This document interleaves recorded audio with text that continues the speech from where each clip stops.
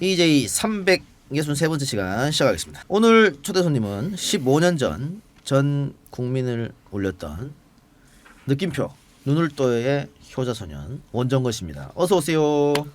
반갑습니다. 예. 불러주셔서 감사합니다. 예, 민주당 인재 영입 2호로 아주 큰 화제를 몰고 다니고 있는 인물입니다.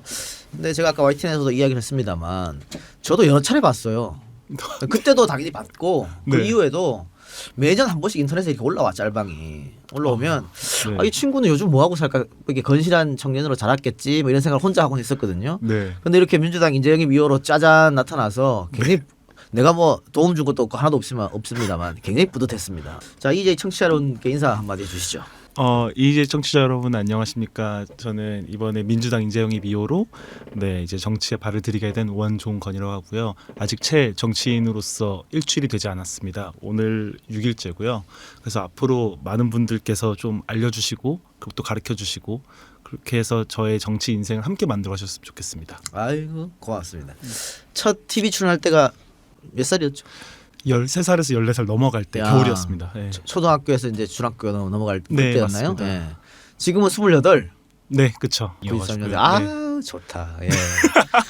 청년 반듯한 청년으로 자랐는데 그때 당시를 기억하시는 분들이 좀 많이 계실 것 같아요. 근데 옛날 얘기하면 별로 싫어요? 어때요? 아니요, 뭐 제 상관없어요? 얘기니까 너무 좋아요. 예, 예. 그때 많은 분들이 또 감동받고 했었잖아요. 그래서 또 네. 안타깝기도 하고 그 집안 사라고 할까요? 네. 뭐 부친도 일찍 돌아가셨고 네. 동생이 있었잖아요. 네. 동생이 제가 이제 93년 1월 19일생인데 동생이 95년 1월 19일생이에요. 정확하게 2년 차이거든요. 근데 그 친구가 태어나자마자 이제 심장에 구멍이 있었고 이제 이 친구를 살리기 위해서 그런 의학적인 이유들도 사실 한국에서 많이 준비가 안 돼 있었고 그리고 당시 이제 IMF가 이제 접어드는 시기여가지고 경제적으로도 힘들었었고 예. 그래서 이제 그 친구를 살리고 또 잘 부양하기 위해서 스웨덴으로 입양을 가게 되었습니다. 그 이후로 그러면 연락이나 이런 거 본 적 없고요. 아니요. 그러고 나서 2008년도에 MBC의 네버엔딩 스토리라는 프로그램을 통해서 보고는 왔는데요. 예. 그때 당시에는 사실 미성년자였어가지고 원래 자아 정체성 확립을 위해서는 보면 안 되는데 이제 방송국에서는 소중히 좀 인연을 만들어 주셔가지고 보고는 왔었고요. 근데 연락처나 뭐 이렇게 주소를 이렇게 교환할 수는 없었어요. 카메라 켜지면 보고 꺼지면 등 돌리고 아이고. 이래야 됐거든요. 근데 그러고 나서 이제 좀 한동안 연락 없다가 SNS의 발전으로 2015년에 그리고 진짜 너무너무 감사하게도 지난달에 제가 직접 갔다 왔습니다. 아이고. 근데 어머니도 봐야 될 텐데 엄마는 봤어요? 아니요. 이게 조금 또 안타까운 예. 얘기인데요. 어머니께서 이제 19년도부터 그 이제 신장이 안 좋아지셔서 투석을 시작하셨어요. 아이고, 예. 그래서 투석 때문에 이제 일정이 안 되셔서 같이는 못 갔습니다. 그래요. 그런 일이 있었고 그러면은 이제 어쨌든 정치권에 들어왔으니까 네. 그럼 정치권에 들어와서 원외로 있으면 그 아무것도 아니에요. 원내로 들어가야 돼. 근데 원외에 계시지만 되게 영향력 있으시잖아요. 네. 원내로 들어가셔야 되는데 들어가면 이제 뭐 동생분한테도 오빠 국회의원 됐다 이렇게 얘기할 수도 있는 거 아니겠어요? 그렇죠. 근데 스웨덴에서 국회의원은 진짜 봉사하는 딱 아이고. 자리고 네. 저는 그래서 스웨덴에서 국회의원 하는 그 마음으로 그냥 봉사하는 느낌으로 좀 한번 해보려고 도전하고 예. 있습니다. 근데 저도 아까 인터뷰하면서 처음 알았는데 모친께서 이 시각장애만 있는 게 아니고 청각장애도 계셨더라고요. 네, 시청각 장애고요. 저희가 보통 TV 시청할 때 시청자라고 표현하잖아요. 예. 기본적으로 커뮤니케이션 장애가 있으신 거거든요. 태어나셨을 땐 장애가 없으셨는데 본인께서 이제 한 중학생 시절 때 갑자기 귀가 안 들리셨고 시각 장애는 저를 데리고 이제 노숙을 잠깐 하셨어요. 그때 영양실조가 원인이 돼서 점점 각막 혼탁이 와서 시각 장애까지 얻게 되셨습니다. 근데 어쨌든 많은 분들의 도움으로 네. 이제 볼 수 있게 됐지 않습니까? 네. 청각은 어떻게 회복이 안 됩니까? 그거는? 어머니께서는 이제 청각은 아예 안 들리시고요. 어떤 보청기나 이런 도움을 받아서도 좀 들리지 않으시는 상황입니다. 근데 이제 후천적 청각 장애이기 때문에 말씀은 조금 잘 하시는 편이세요. 예. 네. 근데 이제 아들이 TV나 라디오에 나와서 계속 이야기할 텐데 네. 듣고 싶으시겠죠. 네. 근데 이제 제가 집에 가서 잘 정리해가지고 어머니한테 알려드려야죠. 예. 네. 유튜브 함께 찍고 있으니까 나중에 우리 편집해서 올리면 그거 보여드리세요. 네, 알겠습니다. 감사합니다. 예. 자, 어쨌든 저는 처음에 이제 영입돼서 어떻게 민주당이 이런 사람을 영입할 생각을 했을까 그런 생각을 했는데 어떻게 당과 인연이 좀 있었나요? 그 전에 민주당과? 아니요, 뭐 크게 인연은 없었고요. 예. 그냥 저는 뭐 일단 나이론 지금 27, 8이니까 예. 이제 그냥 유권자로서 네 이렇게 옆에서 보고 그리고 저는 이제 지지하는 입장으로서만 옆에서 관찰하고 있었고요. 그냥 사실 이렇게 제가 들어오게 되리라고는 이번에 인재 영입 뭐 이런 경우를 떠나서는 사실 상상도 못 해봤었습니다. 맨 네. 처음에 그 이야기한 게 언제였습니까? 근데 맨 처음 얘기 나왔던 거는 꽤 돼가지고요. 됐고. 예, 그런데 거절했고. 네, 근데 좀 거절을 제가 몇 번 하다 보니까 예. 이제 나중에 이제 수락한 시기는 사실 얼마 되지는 않았습니다. 예. 왜 몇 차례 거절했을까요? 일단은 뭐 가장 처음에는 뭐 약간 보이스피싱인 줄 알았어요. 일단 뭐 만나기 전에 전화부터 하잖아요. 보통. 예. 뭐 이제 이렇게 전화부터 하는데 뭐지? 막 이 생각하다가 예. 돈 요구도 안 하고 어. 보이스피싱은 아니구나 이 생각하면서 예. 만나 뵙고 찬찬히 얘기 들어보면서 이제 제 생각을 좀 말씀드렸고 무엇보다 인재 영입이라 그래서 저한테 무언가를 딱 제시하거나 이렇게 하진 않으시더라고요. 그냥 제 생각을 먼저 들어주시고 근데 그 생각을 들어주시는 어떻게 보면 좀 제가 약간 버릇없어 보이실 수도 있지만 제 얘기를 들어주시는 그분의 이제 태도라 해야 될까요? 이런 것들을 이제 보면서 아 정말 소외계층의 얘기 그리고 나의 이야기를 잘 들어주시는구나. 예. 근데 이런 분이 계시는 곳이라면 저도 가서 뭔가 계속 얘기해도 누군가 다른 사람도 들어주겠구나 생각이 예. 들더라고요. 이게 중요한데 지난번 인재 영입 때도 그랬습니다만은 민주당 인재 영입할 때 뭐 비례를 한 자리 주겠다. 네. 어느 지역을 주겠다. 이런 얘기 안 합니다. 네. 난 그게 더 좋다고 봐. 네. 그걸 그래놓고는 약속 안 지키면 또 어떡합니까? 네. 그러니까 우리가 같이 함께 할 수 있는 게 뭘까 한번 생각해 보자. 그리고 우리 저 원정원 씨 같은 경우는 어쨌든 여러 가지 또 가정사 또 경험 이런 걸 비춰봤을 때 복지 쪽에 굉장히 신경을 쓰지 않을까. 네. 뭐 그런 생각도 들고 또 본인이 직접 겪어봤을 거 아니에요. 그러니까 훨씬 더 잘 알 거 아닙니까? 소외된 사람들의 삶이라든가 원하는 네. 것들. 그렇죠. 뭐 사실 이제 너무 세세하게 들어가다 보면은 또 너무 제가 아는 분야만 또 있고요. 예. 또 오히려 저는 이제 1호로 소개되신 최영 교수님 같이 이동권 장애에 대해서는 또 제가 모를 수도 그럴 수도 있습니다. 있죠. 하지만 범 장애에 대해서는 또 당사자는 아니지만 그래도 가족의 시선으로서 또 아는 부분은 있고요. 그래서 제가 알 수 있는 것들은 좀 거시적인 차원에서 철학을 세팅하는 건 좀 중요하다고 생각하는데요. 이게 이제 주고 싶은 것이 아니라 받고 싶은 것을 줘야 된다라는 개념이에요. 예. 그래서 일단은 제가 평생 받는 사람으로서 많이 살아왔었고 예. 최근에 기업의 사회공헌 담당자로서 한 3년간 살아오면서는 주는 입장이 되다 보니까 주고 싶은 게 막 생각나더라고요. 근데 이런 마음은 조금 잠시 내려놓고 받고 싶은 사람들한테 무엇이 필요한지 먼저 여쭈어보고 그리고 그분들의 있는 생활들이나 이런 것들을 한번 인터뷰해보고 그런 다음에 이제 좀 드리는 태도가 맞지 않나라는 생각을 예. 하게 됐습니다. 우리 댓글에 비슷한 댓글이 많은데 너무 잘 커져서 고맙다. 잘 반듯하게 자라서 고맙다. 뭐 이런 예. 네. 이런 댓글이 많은데 감사합니다. 그런 얘기, 그런 얘기 좀 많이 들었을 것 같은데 방송에서도 계속 뭐 효자 그러잖아요. 네. 혹시 부담되지는 않아요? 그런 앞에 뭔가 있다고 하는 게. 그렇죠. 이제 어떻게 보면 수식어 중에 하나니까요. 근데 효자라고 계속해서 얘기해 주시는 게 저한테 상기돼서 되게 기분이 좋습니다. 그래서 앞으로는 그러니까 효자가 제가 인정하진 않고요. 효자로 살아야겠다라는 것들이 예. 계속 제가 이거를 이어나가야 되겠다라는 생각이 들면서 좀 더 잘해야겠다는 생각 많이 하고 예. 있습니다. 그리고 또 화제가 됐던 게 입당하면서 어머니가 세상이 널 키웠으니 이제 내가 세상에 효도해라 이렇게 말했다고 해서 그게 굉장히 네. 또 화제가 됐습니다. 저는 사실 어머니가 정치하셔야 된다고 생각해요. 네, 사실 저는 예전에 좀 마음이 좀 울적했던 게 2005년도 그 느낌표 눈을 떠요가 어떻게 보면 저에게 가정사가 처음으로 언론에 소개된 거잖아요. 그렇죠. 그게 1월 15일, 1월 22일이었는데요. 예. 1월 15일 첫 방송 때는 어머니가 진짜 숙자 어머니 성함으로 나가게 됐어요. 근데 그 두 번째 방송에서는 종건이 어머니로 나가는 거예요. 예. 사실 수술 받는 당사자도 어머니고 사연도 어떻게 보면 어머니고 그 가족이 전데 왜 내가 주목을 받지라는 그런 좀 부담은 있었거든요. 근데 어머니께서는 그래도 그 감사함을 항상 잊지 말고 살아가라고 항상 얘기해 주시고 어머니께서는 이제 그런 그 태도를 항상 저한테 집안 내에서 이렇게 좀 알려주시기 때문에 뭐 항상 이렇게 겸손하고 감사하게끔 살게끔 하시더라고요.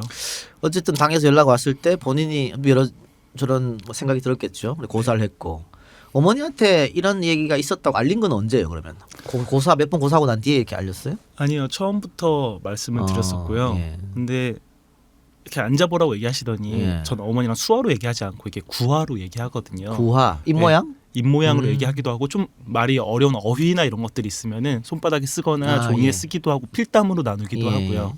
이렇게 하는데 이제 어머니와 대화를 하는데 어머니께서는 대화 내용도 중요하지만 제가 하고 있는 그 태도와 저의 있는 그 내면을 좀 들여다보시더라고요. 어떻게 보면 평생 같이 살아왔었으니까.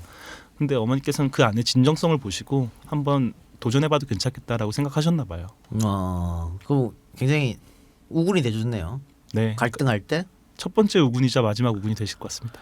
어머니가 반대를 했으면 안 했을 거고 정치는. 네, 당연히 안 합니다. 우리가 그 이후 느낌표 나오고 13, 14세 네. 그 이후에 원정고 씨의 삶에 대해서는 잘 모르잖아요. 네. 그 이후는 어떻게 지냈어요?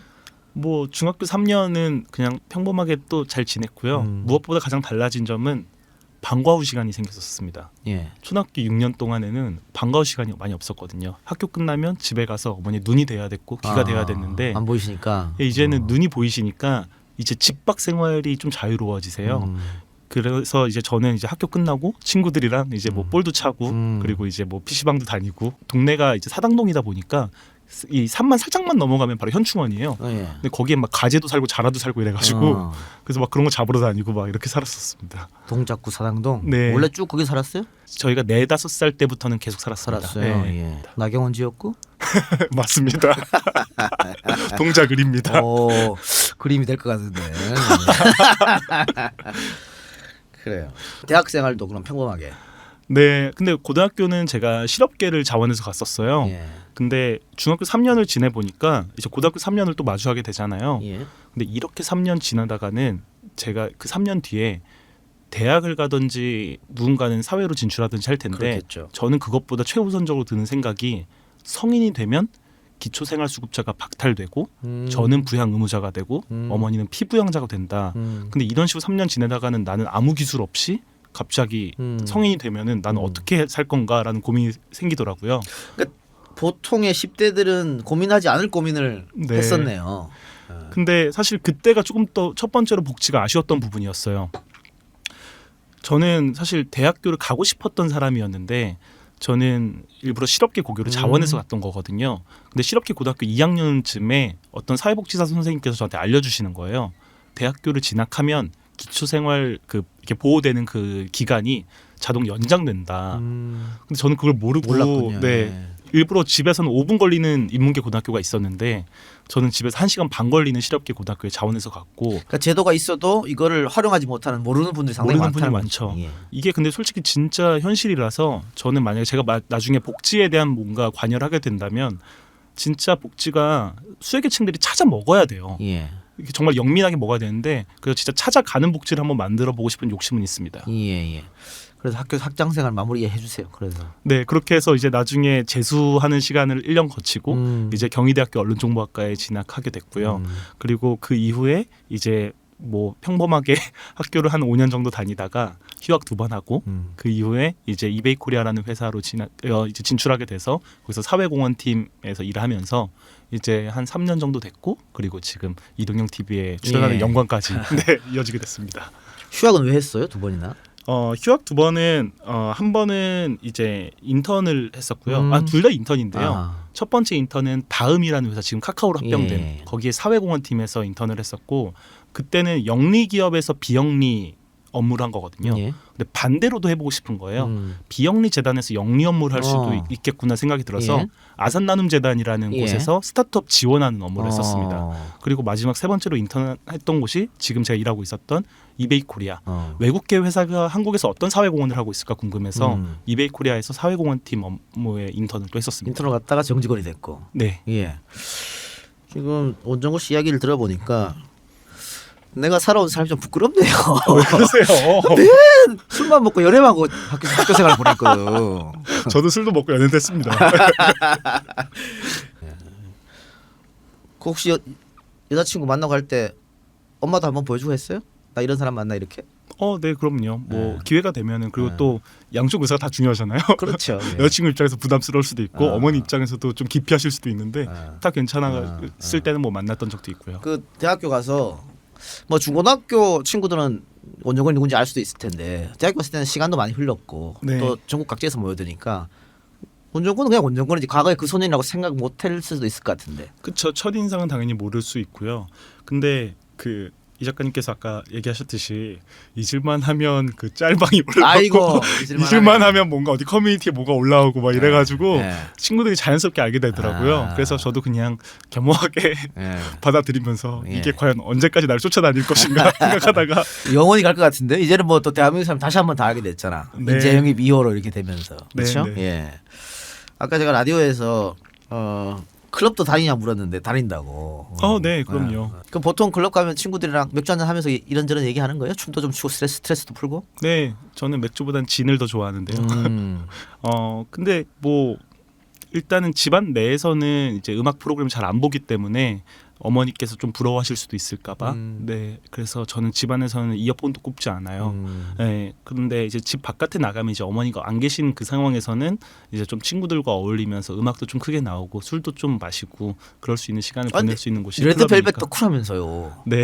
집안에서 들을 시간 없으면 어디서 그 레드벨벳 음악을 계속 그래서 들을까? 어머니가 네. 집안에 뭐 이렇게 그 여자 얼굴이 박힌 뭐 이렇게 굿즈들 있잖아요. 뭐 포스터라든지 사인 CD라든지 이런 게 있는데 누구냐고 계속 물어보시더라고요. 그래서 이제 어머니도 레드벨벳을 아십니다. 예. 그래요. 저는 클럽을 한 번도 못 가봤어요. 저는 클럽 세대가 아니고 나이트 클럽 옛날 세대여서 가면은 그 입구 벤치 당한다고 그래 하도 그래가지고 시도를 못 하고 있습니다. 그냥 클럽이 뭐 별건 아니고 그냥 음악 좀 크게 나오고 그냥 술이 있는 그냥 그런 그러니까 곳이고. 그 사회적으로 문제가 됐던 뭐 강남의 대형 클럽 이런 게 아니고 뭐 홍대의 네. 조그만한 혹은 동네에 그 이런 클럽도 많이 간다는 그 말씀이죠. 네네 그냥 그래서 클럽이란 말이 좀 그래서 뭔가 신조어가 나와야 될 것만 같은 느낌입니다. 아 새롭게. 네. 그래요. 예. 살아오면서 어쨌든 주변의 도움을 좀 많이 받았잖아요. 네, 그렇죠? 정말요. 예, 많이 받았고 그래서 계속 그래서 사회 공헌 기업 뭐 이런 걸 인턴도 한번 해보고 취업도 해보고 그런 생각했습니까? 내가 어떻게 받은 걸 돌려줄까 뭐 이런 생각? 세상에 그냥 받는 사람과 주는 사람 이렇게 두 가지 분류만 있다고만 가정해 본다면 저는 받는 사람 쪽에 많이 있었거든요. 근데 우리가 아무리 주는 사람만 되더라도 사실 우리는 알게 모르게 많이 받으면서 살잖아요. 근데 저는 이렇게 주는 사람 쪽으로 많이 가보고 싶더라고요. 그래서 일단 제가 주는 사람 쪽으로 많이 가다 보면은 언젠가 이제 받는 사람들의 마음에 그 잘 알지 않을까 하는 생각을 했었고요. 그리고 일단 기본적으로 사회 수혜계층이 이렇게 기본적으로 계시다고 하면은 이 사람들과 가장 밀접하게 맞닿아 있는 거는 정부의 지원이에요. 정부가 가장 이렇게 밀접하게 맞닿아 있고 이게 뭐 기초생활 수급비라든지 차상위 계층한테 나오는 지원들 그리고 장애인 연금이라든지 이런 것들이고요. 그 위로 감싸고 있는 것들이 종교 시설의 지원들이라든지 재단의 지원들이 또 감싸고 있습니다. 그리고 가장 또 바깥에서는 기업들에 있는 사회공헌 지원들이 이런 것들이 있는데요. 예를 들어서 뭐 어떤 모 기업에서 대학생들한테 장학금 지원을 해준다든지 뭐 이런 지원들이 있는데 그런 지원들은 그 기업에 있는 가장 장점들을 활용해서 수혜계층한테 이렇게 바늘같이 좀 깊게 들어와서 맞춤 지원을 되게 잘해줍니다. 예. 근데 이런 것들은 수혜계층과 가장 멀리 존재할 수밖에 없기 때문에 수혜자의 마음을 잘 알아야 된다고 생각해요. 예. 그래서 저는 기업의 사회공헌 담당자가 되면은 전 이런 것들을 잘 알 수 있다는 저의 장점이 있어서 한번 그렇게 종사해보고 싶었습니다. 예. 이 장학금 요즘 함부로 받으면 압수수색 받는데. 이런 게 이 작가님 매력이신 것 같아요. 그 이베이 들어가서 한 3년? 네, 3년하고 한 달 정도 더 있었던 것 같습니다. 어때서 3년 일하면서 보람도 되고 재미도 있고 그랬습니까? 제가 3년 일하면서 네. 그 목표가 딱 3개 있었습니다. 예. 하나는 이제 아무래도 외국계 회사다 보니까 본사 가보는 거였는데 1년 만에 저희 회사 팀장님의 도움을 받아서 본사를 갔다 왔고요. 이 두 번째로는 제가 맡은 프로그램을 한 바퀴 다 돌려보는 거였는데 소방관 지원하는 거였어요. 예. 근데 소방 공무원이 우리나라 모든 곳에 다 계시잖아요. 예. 근데 제가 모든 지역들을 대부분 다 가봤습니다. 전국에? 네, 전국에. 어이구. 심지어 울릉도까지 갔다 왔어요. 예. 울릉도까지 갔다 왔고 그리고 마지막 세 번째로는 이제 돈을 벌기 시작하니까 이 돈을 차곡차곡 모아서 제 여동생이 살고 있는 그 동네 스웨덴에서도 스톡홀름 살고 있지 않거든요. 칼스크로나라는 하나의 해양 도시 쪽 살고 있는데 우리나라로 따지자면 군산 같은 데예요. 네, 그곳을 한번 제가 방문해보고 오고 싶었는데 그게 지난달에 마침 잘 돼서 갔다 왔습니다. 모아서. 네. 아이고 그래도 훌륭한 청년이 여기 다 있네. 예, 그래요. 볼수록 매력이 있는 친구 같은데. 아닙니다. 평소 대한민국 정치는 어떻게 느끼셨습니까? 뭐 이번 국회가 동물 국회니 뭐 이런 얘기도 많이 들었는데. 확실한 거는 가장 올드한 국회는 아니었나 싶습니다. 예. 좋은 소식보다는 조금 더 대립각을 세운 뉴스들을 많이 접했었던 국회였던 것 같고요. 그리고 또 한편으로 또 요새 느껴지는 거는 2019년 연말과 2020년 연초가 유독 연말 연초 느낌이 좀 덜한 것 같습니다. 예. 이것 또한 정치의 그런 약간 좀 차가운 현실을 반영한 게 아닐까 싶기도 해요. 네, 뭐 여러 가지 정치가 조금 얼어 있으면은 나머지 분야에서도 그 약간 얼어 있는 것들이 좀 이렇게 번져 나가는 것 같아요. 예. 근데 이제 21대는 뭐 저를 비롯해서 많은 분들께서 좀 새롭게 좀 도전하시는 모습들을 많이 보여주시면서 조금 더 따뜻한 국회로 한번 보여주시면 좋지 않을까 그러니까 싶습니다. 지금 내가 원정건 씨랑 쭉 이야기를 나눠보니까 참 가슴도 따뜻하고 훌륭한 청년 같은데 네, 나만 그렇게 올바른 정치, 올바른 생각, 올바른 사상을 가지고 한다고 해서 이루어지는 게 아니거든요. 그럼요. 정치라는 건 상대가 있으니까. 그럼요. 근데 저쪽에서 무논리, 또 마구잡이식, 반대를 위한 반대 이렇게 하면은 대화 타협이 필요한데 쉽지 않단 말이죠. 네. 그런 그 각오는 돼 있습니까? 그런 사람이라고도 대화와 논쟁과 토론을 해야겠다 뭐 이렇게. 네, 그럼요. 모든 것들은 다 준비되어 있습니다. 그러니까 선거가 있고 그러니까 국민이 있는 거죠.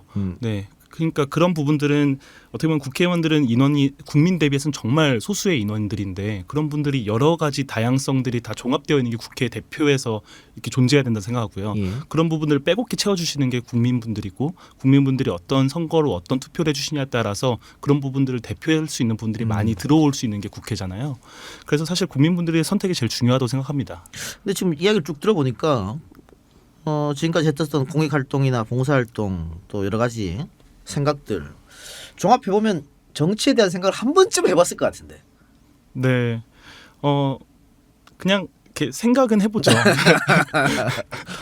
이런 식으로 이렇게 하는군요. 정치라는 게 예. 저는 솔직히 말해서 그렇게 멀다고 느끼지 않았었어요.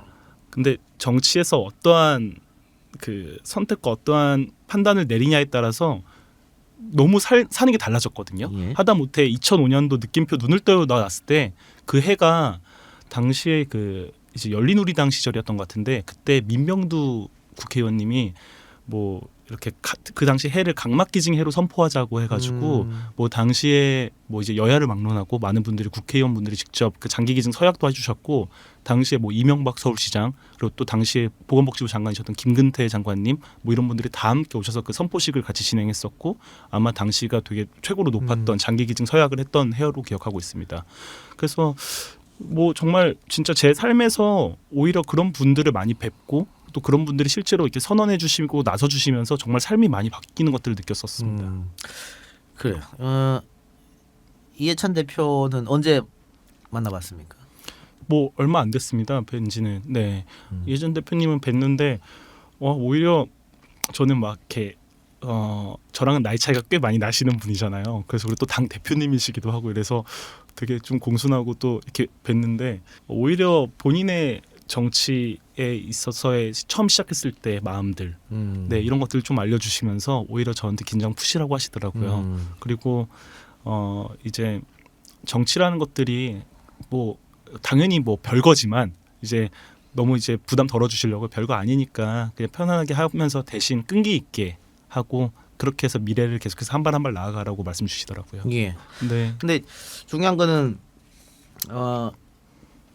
20대 국회의원이 이번에는 없었잖아요. 한 명도 없죠? 네, 제가 알기로는 없었습니다. 30대는 있었고. 예. 네. 예. 근데 만일 이번에 들어가면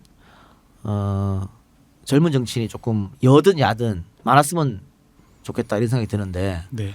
그분들하고 함께 하면은 세상을 조금 바꿀 수 있을 것 같습니까? 청년분들이 많이 들어와야 된다라는 그런 전제는 너무나 동의하고요. 예. 근데 제가 왜 느끼냐면은 이번에 저한테 이제 인재영이 제안을 주셨던 분들도 나이가 조금 있으시더라고요. 예. 근데 그런 분들 만나도 저랑 그렇게 크게 다른 바를 못 느꼈거든요. 예. 하다못해 저희 어머니가 저의 인생에서 가장 큰 많은 자극을 주셨는데 이제 어머니 내년이시면 이제 60 되십니다. 근데 저는 어머니가 아직도 저랑 나이가 되게 비슷하고 친구 같거든요. 근데 그런 분들이 또 계시지 않을까 저는 생각하고 있습니다. 그래요. 대학 시절에 벙어리 장갑을 엄지 장갑으로 고쳐 부르는 캠페인을 진행했다. 아까 이 얘기를 우리 라디오에서 했잖아요. 네네. 그래서 듣고 나서 아차 싶었어요. 이렇게 생각할 수 있구나. 다시 한번 좀 설명이 필요할 것 같아요. 이게 막 가판대나 이런데 벙어리 장갑이라고 이렇게 있으면은 진짜 이게 무슨 벙어리라는 말 자체가 언어 장애인을 비하하는 표현인데 그렇죠. 예. 이 두 가지 합성어잖아요. 벙어리와 장갑이라는 예, 게. 예. 근데 이게 왜 그 뜻일까 검색을 해보니까 그 어원을 찾기도 쉽지 않아요. 좀 귀여운 어원은 북한의 어원인데 이게 꽃봉오리 모양을 닮았다라고 되어 있긴 한데요. 그리고 또 어떤 어원 같은 경우는 이제 추측하신 거가 이제 검지부터 소지까지 있는 손가락들이 자유롭게 움직이지 못하는 게 마치 말을 자유롭게 못하는 언어 장애인들의 부자연스러운 그런 모습과 뭐 비슷하다. 뭐 이렇게 얘기하시는 분들도 간혹 계셨고요. 근데 저는 이게 하나의 사회라고 본다면 이렇게 다수가 들어가 있는 곳이 아니라 소수가 들어가 있는 곳에 우리가 귀를 기울여야 된다라고 해서 엄지장갑이라고 부르자라고 했고요. 그래서 여기에는 이렇게 사선이 들어갔었습니다. 제가 만든 장갑에는. 그래서 귀를 기울이다는 이제 관심을 가지다라는 예. 관용구적 표현인데 이거를 귀를 기울여서 수평적인 그런 세상을 한번 만들어 봅시다라는 것들을 한번 담아봤었습니다. 당시 펀딩으로 했었습니까? 네, 저는 당시 학생이었기 때문에 돈이 없어서 크라우드 펀딩 시스템을 이용했었고요. 그때는 이제 뭐 두 달에 300만 원 정도 모금을 하면은 네, 이제 많이 알아봐 주시고 후원해 주시면 저희가 나중에 장갑을 제작해서 드릴게요 막 이랬는데 이제 하루 만에 감사하게도 1,000만 원이 넘었었고 이제 두 달 다 지나니까 이제 2,500만 원 정도가 모였더라고요. 예. 지금 우리 댓글에도 몰랐다는 이야기가 쭉 달렸거든요. 아, 정말요? 예. 그러니까 그런 것 같아요. 저도 아까 듣고 아 그렇구나라고 아차 싶었는데 우리가 아무렇지 않게 일상에서 쓰는 단어들 중에서도 네. 차별적 또 혐오적 표현이 있구나라는 거를 네, 다시 한번 맞습니다. 느꼈어요. 근데 그런 것도 있잖아요. 뉴스에서 뭐 절름발이 행정이다 뭐 이런 거. 네. 이런 것도 쓰면 안 되겠네요. 맞아요. 그렇죠? 그리고 뭐 어제 JTBC에서 전원책 변호사님 뭐 깜깜이라는 표현 막 이런 것도 하셨는데 그런 것들도 사실 시각장애인을 비하하는 표현이고 저희 흔히들 점심에 뭐 먹을래 막 이랬을 때 나 선택장애야 결정장애야 이런 것들도 사실 선택을 장애고 결정이 장애는 아니거든요. 그렇죠. 네. 이런 것들이 사실 되게 뭐 많은 표현들이 있습니다. 사실 언어라는 것 자체가 사는 곳이 한 사람이 소유하고 있는 게 아니거든요. 사람과 사람 사이에 존재하는 게 언어이기 때문에 그냥 사람들이 한두 마디씩 좀 바뀌다 보면 어느새 사회가 바뀔 거라 생각하고요. 그리고 좀 정치도 그 언어가 사는 곳과 위치는 같다고 생각해요. 네, 그래서 하나하나씩 바뀌다 보면은 다 바뀌어 나가겠죠. 그래요. 그럼 뭐 캠페인 같은 것도 필요하겠죠. 네. 네. 이수홍님께서 국회 가면 그 엄청난 꼰대 문화를 견뎌내시길 이랬는데 꼰대 정치를 타파하고 싶다 이런 얘기도 했어요. 네. 그 원정호 씨가 생각하는 꼰대 정치가 뭡니까? 라떼 이즈 홀스라는 말 아세요? 예. 그런 꼰대 마인드 같은 것들이 있잖아요. 있죠. 근데 본인들이 사셨던 20대들도 물론 존중받아야 마땅하지만 지금의 20대는 또 다른 상황들이 있습니다. 그런데 이게 이제 또 정치라는 것들과 또 이제 합성어로 다시 붙여본다면은 예. 기존에 하셨던 정치의 관습들이 계속해서 시대가 변했는데도 그냥 그 관성대로 계속 흘러가는 것들이 있을 것 같아요. 근데 그분들이 계속해서 정치적인 메시지로 라떼는 말이야, 라떼 이즈 홀스를 계속해서 이제 주창하고 계시는데 이런 것들이 조금씩 바뀌어 나가야 되지 않을까라는 생각을 해요. 근데 이제 이런 것들이 뭐 저희 삶에 이제 안 느껴졌으면 상관이 없는데 옛날에 있었던 것들이 여전히 똑같이 그냥 그대로 이루어져 있는 것들을 보면서 이건 좀 많이 바뀌어야 되겠다는 생각들을 많이 하고 있습니다. 뭐 그냥 그 중에 하나로 예를 든다면은 저는 그 군대 면제를 받았었습니다. 근데 이게 기초생활보장 보호 대상자이면서도 동시에 이제 저는 군대 면제받았던 이유가 생계 유지 및 가계 곤란을 위한 예. 제2국민역 편입인데 예. 기초생활보장법으로 인해서는 저는 얼마 이상의 돈을 벌면 안 되지만 병무법으로 보면은 저는 얼마 이상의 돈을 벌어야지만 어머니를 모시고 사는 그런 경제적인 부양의 의무를 다해야 돼요. 근데 이 사이가 정말 돈이 정말 아주 협소하게 작습니다. 그래서 저는 이것들이 사실 복지 사각지대라고 봐요. 그럴 수 있겠네요. 예. 그러니까 이제 국방의 의무를 다해야 되는데 국방이란 국가를 방어하는 거고 국가라는 건 국민들이 모여 있는 하나 나라인데 제가 이제 국방 의무를 다하러 가면은 국민 중 한 사람이 저희 어머니는 가정 내에서 부양할 사람이 없어지는 거죠. 근데 이런 정치 현실들 이런 법안들이 사실 이런 복지 사각지대에 있는 청년들, 청년 가장들에 대해서 보호를 못 해줍니다. 그리고 청년 가장들 보호를 못하면 청년 가장들이 부양 의무해야 되는 피부양자들도 이제 부양할 수가 없어지는 거고요. 그래서 저는 이런 부분들이 좀 더 세밀하게 관심을 살펴봐야 된다고 생각하고 있습니다. 예. 근데 저도 굉장한 꼰대거든요. 네, 나 때는 말이야 이거 저 이 뭐야 휴대폰에 네, 저 자주 이모티콘으로 날려요. 근데 예를 들어서 원정건 씨가 국회 원내로 들어가서 좋은 방금 얘기했던 여러 가지 좋은 법안들 해서 법안을 발의합니다. 그래서 동의를 좀 해달라고 저 같은 꼰대 국회의원한테 와요. 그러면 아까처럼 이게 뭐야? 나 때는 말이야 하면서 이렇게 동의 못해줘 이렇게 하면 어떻게 설득하실 생각입니까? 저는 꼰대 반대가 젊음이라고 생각하진 않아요. 그렇겠죠. 예. 네, 꼰대 반대는 다양성 존중이라고 생각합니다. 그러니까 저는 이제 세대 교체라는 표현 자체가 이제 나이 드신 분들 그만두시고 젊은 사람들이 들어가겠습니다. 이게 나이로 보는 세대 교체가 아니라 예. 정말 다양한 분들이 계셔야 되거든요. 그 관록의 정치도 필요하고요. 젊음의 패기의 정치도 필요합니다. 근데 이런 분들이 다 같이 들어가야지 그게 정말 국민을 대변할 수 있는 거라고 생각하고 있고요.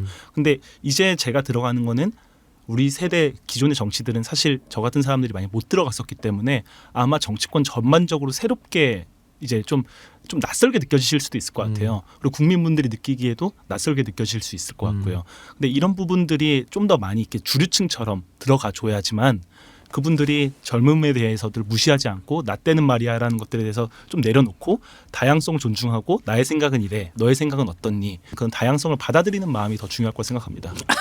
그러니까 나 같은 놈을 어떻게 설득하려고. 네, 근데 계속 만나 뵙고 이동형 TV 자꾸 출연하면서 계속 만나 뵙고 인사드리면은 또 되지 않을까요? 알겠습니다. 네. 야, 근데 이제 정치인으로 들어오면 그 뭐라 그럴까? 너무 젊은 나이에 정치인이 되는 거잖아요. 네. 그럼 이제 보는 눈도 많아지고 직책인 만큼 과거에 뭐 예를 들어서 뭐 길거리에 쉽게 버렸던 휴지 같은 이제 못 버리거든요. 너무 이제 부담감이 작용되는 거지. 또 보는 눈도 많아지고. 그러니까 소위 말하는 일탈, 약간의 일상생활에서 부도덕, 뭐 편법 이런 거 못 한단 말이죠. 괜찮겠어요? 그동안 안 했었습니다. 하다못해 할 말이 없군요. 예. 이 편의점에 있는 초코 우유에 붙어 있는 빨대 그 투명색 비닐조차 땅에 버리는 걸 별로 안 좋아합니다. 여러분들 이 방송 진행이 안 됩니다. 이게 어떻게 하면 좋을까요? 예. 그런 남한테 어떤 부도덕하다고 욕할 일을 한 번도 하지 않았다. 아니요. 근데 뭐 이제 아까도 말씀드렸지만 무지에서 비롯된 실수들은 할 수 있지만 제가 인지하고 있는 실수들은 그거는 뭐 반복된 실수는 하지 않았습니다. 그럼 27, 8년 살면서 일탈이라고 하는 거는 한 번도 겪어본 적이 없겠네요. 일탈이요? 솔직히 일탈이란 게 뭐가 있을까? 그냥 하고 싶으면 하면 되잖아요. 네, 그냥 저는 웬만한 거 다 하면 살았던 것 같은데. 하고 싶은 건 다 하고 산다. 하고 싶은 거 정말 다 하면 살았어요. 네. 저는 뭐 그 이제 눈을 떠 나오자마자 그 중학교 1학년 때 저는 사슴벌레를 너무 좋아했거든요. 예. 그 사슴벌레 잡으러 그냥 뭐 경기도 팔당 뭐 이런 데도 그냥 막 가고. 혼자. 네, 그냥 그 손도끼 같은 거 사가지고 나무 캐러 다니고. 근데 그런 거 보면은 살림법에 대한 불법 채취 뭐 이런 것들이 또 약간 위법일 수도 있을 것 같긴 하고. 압수수색 받아요. 하여튼 이제 며칠 됐죠? 6일 됐습니다. 6일째입니다. 6일째. 네. 그동안 언론의 스포트라이트도 한껏 받았고 연락이 많았을 거 아니에요. 우리랑 인터뷰합시다. 근데 제 이제 어떻게 보면은 정치의 오픈으로서 사실 인재 영입식이 사실 첫 번째였긴 했지만 그 이후로 보면은 첫 번째는 이동영의 그 뉴스 정면 승부가 첫 번째고 예. 두 번째는 이동영 TV 예. 출연입니다. 예. 저한테 있어서는 지금 100%가 이동영으로 꽉 차 있습니다. 그러니까 그동안 왜 이렇게 자신의 모습을 안 드러내다가 네. 이동영의 뉴스 정면 승부 그리고 이동영 TV EJ 네. 왜 출연을 결심했었을까? 일단은 당에서 가라고 했고요. 훌륭한 당이야. 역시 민주당이 의리가 있어. 그렇지. 예. 그 당에서도 그 쌀쌀 맞아 보이셔도 되게 잘 챙겨주실 거예요. 그래요. 제가 이제 츤데레 스타일이기 때문에 예. 혹시 이제 원내로 들어가서 뭐 이번엔 어떻게 될지 모르겠습니다만은 네. 비례가 될 수도 있고 지역구 될 수도 있고 다음에 지역구 정치로 나가면 그때는 제가 많은 후원을 드린다고 지금 약속드리겠습니다. 정말요? 예, 예, 네, 예. 고맙습니다. 그래요. 자 어쨌든 원정권에 대한 기대가 상당히 큰데 그 우리 민주당을 지지하는 많은 분들이 기대를 많이 하고 있다. 이걸 좀 느껴요 피부로? 네, 너무 감사한 게 제가 유튜브를 하고 있는데요. 그 브이로그 같은 거 올려놓는 데인데 정치 유튜브는 아니고요. 구독자가 280명이었거든요. 근데 오늘 보니까 8,000분이 넘으셨더라고요. 그래서 정말 많은 분들이 오셔서 응원도 해주시고 그리고 어머니와 함께 그 청와대에서 받은 추석 선물 언박싱하는 게 있어요. 어허. 근데 그런 것들에다가도 되게 어머니 되게 잘 계신다고 이렇게 근황을 보신 거니까 네. 너무 잘 계신다고 이렇게 좀 이렇게 응원의 메시지 해주시고 어머니께서 그거 보시면서 너무 만족하고 계세요. 또 소소한 재미일 수 있겠네요. 네, 어머니가. 어머니께서는 사실 이게 워딩으로 되어 있는 것들, 이제 글자로 되어 있는 것들 많이 읽으시다 보니까 네. 이제 그런 것들 보고 있고 나중에 제가 어머니한테 간곡히 부탁드린 게 10,000명이 넘으면 저랑 같이 이제 만명 감사 방송 한 번만 해달라고 막 이렇게. 유튜브에 네. 10,000명 금방 넘습니다. 예. 아, 그래요? 오늘 바로 넘을걸요? 아 그래요? 예. 제목이 뭐라 했죠? 일상? 일상 속에서입니다. 일상 속에서 네. 원정거시 유튜브 검색해서 구독, 좋아요 와. 누르시기 바랍니다. 예. 근데 지금 1호 최혜영 교수? 네네. 예. 1호 영입 인사 최혜영 교수, 또 2호 인사 우리 원정건 씨 전부 다 이제 그동안 정치에서 조금 소외당했다고 할까요? 젊은 정치인, 여성, 뭐 장애인 이렇잖아요. 근데 당 내에서도 젊은 정치인들이 많이 있거든요. 네 맞습니다. 근데 당 내에서 왜 그 젊은 정치인들 다 외부에서 찾냐? 우리도 여기서 오랫동안 준비했는데 이런 불만이 있을 것 같기도 해요. 당 내에 저도 청년위원회라는 게 존재하고 대학생위원회가 있고 또 장애인위원회가 있는데 당 내에 있는 분들이 해주셔야 되는 역할들이 저 분명히 있다고 생각하고요. 예. 그리고 마치 제가 그냥 굴러온 돌이고 그 안에서 정말 철저하게 봉사하시고 오랜 시간 동안 봉사하셨던 분들이 많이 계신데 그분들의 기회가 뺏는 건 아닐지라고 생각하고 있습니다. 실제로 저희 어머니도 2005년도 느낌표 눈을 떠요 출연도 되게 고사하셨거든요. 저희가 되게 좀 앞부분이었지만 되게 출연을 고사해서 좀 뒤로 밀려졌던 건데 어머니께서는 본인이 이제 각막을 받게 되면은 누군가 기다리던 다른 사람들이 그 기회를 뺏는 거 아니냐라는 생각을 하셨었어요. 저도 근데 그 생각이 가장 염려됐었고 어머니와 상의를 많이 했었거든요. 그래서 저는 그러면서 정말 당내에 계신 분들도 많이 들어오실 수 있어야 되는 게 이번 국회라고 생각해요. 그래서 제가 그분들의 기회를 뺏는다는 차원이 아니라 정말 그 기회가 크게 열려가지고 누가 들어오더라도 그런 정말 상대적인 박탈감이 안 들 수 있도록 하는 게 이번 국회여야 된다고 생각합니다. 아, 예, 들을수록 훌륭하네요. 예. 그 동료들은 뭐라고 해요? 제가 말을 많이 못했었어요. 근데 너무 놀래가지고 이제 등짝 때리는 분도 계시고요. 예. 어머니께서는 이제 제가 한 30대 초반이 될 때까지는 기초생활수급자로 살 수 있는데 그런 안정적인 직장을 놔두고 그런데 뛰어들어도 괜찮겠냐. 당연히 걱정하겠죠. 예. 네. 근데 제가 이제 말씀을 드렸죠. 그 국회의원 세비도 좀 검색을 해보고요. 그리고 뭐 그런 것들이 아니더라도 사실 정치라는 것들은 결심하는 게 저한테 있어서의 근간은 봉사의 마음으로 시작하는 거기 때문에 저는 평생을 돈이 없었기 때문에 앞으로 돈이 없어도 살 수 있다라는 확신이 있습니다. 네. 그래. 이 청각 장애인과 수어 통역사 연결 앱도 개발했다고 하는데 이건 뭔 말입니까? 이제 제가 회사를 다니다 보니까 아무래도 주간 시간대 어머니와 함께 붙어 있는 경우가 되게 적습니다. 예. 이제 어머니 같은 청각 장애인이 세상과 만나려면 그 중간에 수어 통역사가 있어야 되는데요. 청각 장애인이 수어 통역사를 만나기 위해서는 아이러니하게도 전화로 예약하는 게 가장 확실합니다. 근데 어떻게 해요? 주위에 도움 준 사람이 없으면 안 되겠네. 그래서 예약할 수 있는 방법이 5가지가 있는데요. 네. 전화 통화, 이게 음성 통화죠. 그리고 영상 통화가 있고요. 직접 방문하는 게 있고 네. 카톡이 있고요. 예. 그리고 저 같은 청인들 이제 주변에 아는 사람들한테 부탁을 해서 이제 하는 경우가 있는데요. 하다못해 저희가 이렇게 출연을 하더라도 시간과 장소와 그리고 게다가 그건 정부 서비스이기 때문에 복지 서비스이기 때문에 목적이 맞아야 돼요. 예.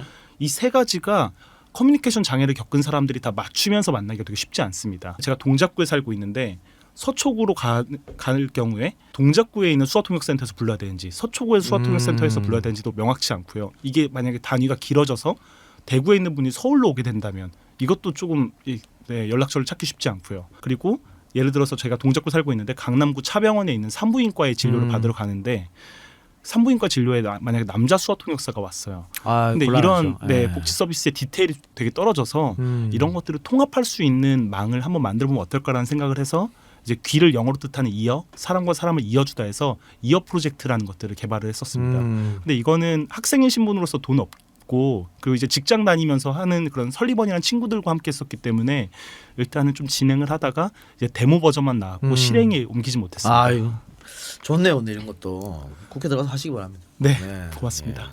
예. 훌륭한 일 많이 하셨어. 그래요. 이제 제가 봤을 때는 아마 지역구로 가라고 하진 않을 것 같고 당에서 그러세요? 비례로 할 것 같은데 그러면 총선 때 전국 돌아야 됩니다.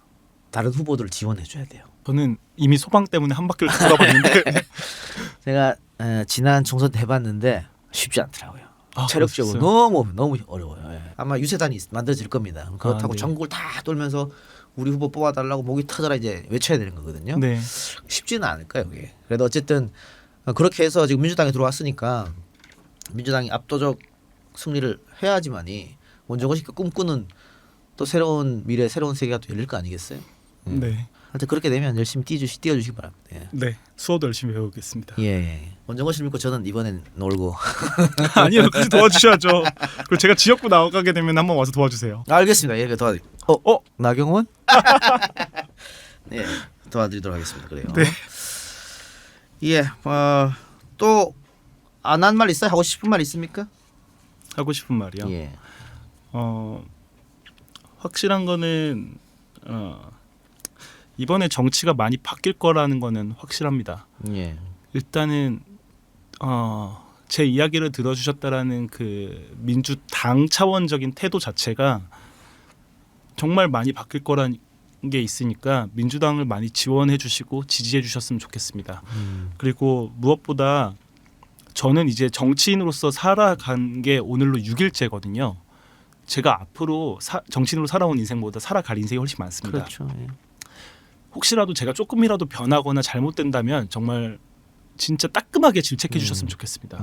제가 그 충고를 철저하게 제가 딱 내면으로 이해하고 공감해서 많이 울고 반성할 수 있었으면 좋겠습니다. 예. 그래서 많이 제 안에서 반성하는 태도 그리고 낮아지는 자세가 항상 있었으면 좋겠고요. 항상 감사했으면 좋겠고 항상 겸손했으면 좋겠습니다. 이게 그냥 제 자신한테 바라는 겁니다. 네. 아까 어머니 건강이 요즘에 좀 안 좋다고 하셨잖아요. 네. 근데 최근까지 폐지를 수거해서 복지시설에 기부했어요? 그거 팔아서 돈 모아가지고? 네. 그래서 이제 어머니는 폐지 죽고 이제 병을 주우시는 게 이제 뭐 정말 돈이 없어서 하시는 게 아니라 예. 그런 것들을 다 수거하시는 게 이제 낮에 이제 소일거리로 하시는 건데요. 근데 그것조차도 낮에 안 하세요. 그 낮에는 또 독거노인분들 주워 가시라고 그 이제 이른 새벽이나 뭐 저녁쯤에 하시는데 그걸로 인해서 예전에 한번 뺑소니를 당한 적도 아이고. 있었고요. 잘 안 보이고 안 들리시니까. 근데 뭐 얼마 전까지 하시다가 이제 최근에는 투석 받으시면서 신장이 안 좋아지셔가지고 이제 팔에 힘이 없어서 이제 또 올해부터 못 하셔가지고 좀 속상해하시는데 그래서 제가 이제 정치하니까 낮에는 또 시간이 가끔 날 때가 있으니까 가서 도와드려야죠. 알겠습니다. 기존 정치인 중에 롤 모델이 있냐는 질문이 왔습니다. 기존 정치인 중에는 죄송하지만 없고요. 저는 정치를 어머님으로부터 배웠다고 생각합니다. 예. 네, 어머님이 해주시는 교육들이 진짜 너무나 위대하고 아직도 못 따라가는 것들이 너무 많아요. 그리고 왜 항상 자식들은 부모를 진짜 발끝만치도 못 따라가는지 잘 모르겠는데 정말 옛날에 하셨던 얘기들이 이제 와서 깨닫게 되는 경우들이 있고요. 또 지금 하시는 얘기가 과연 내가 언제 깨닫게 될까라는 그또 미지수적인 기대감도 있습니다. 근데 이제 그런 부분들의 생각보다 진리들이 있기 때문에 저는 그것들을 한번 놓치지 않고 살아가다 보면은 어느샌가는 좀 국민분들이 또 만족해하시고 제가 좀 감동을 줄 수 있는 정치를 하지 않을까 싶습니다.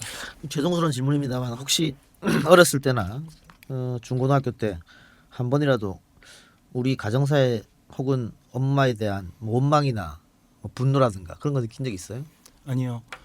이것도 죄송하지만 사회로부터 분노를 많이 느꼈습니다.